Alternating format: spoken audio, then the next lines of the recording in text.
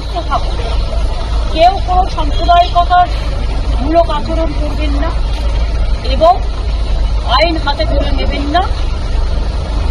যারা বিপদে পড়বে আমাদের ভাই বোনেরা, কারণ এখনো অনেকে আছে, আমরা সেটা গভর্নমেন্ট অফ ইন্ডিয়া এবং গভর্নমেন্ট অফ বাংলাদেশ সেটা দেখে রাখছি।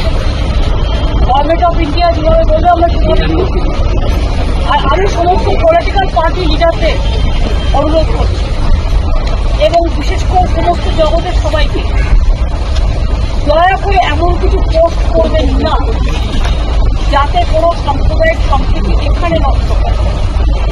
এবং সব দলের নেতারাই তাদের বলবো এটা দেশের ওপর ছেড়ে দিন।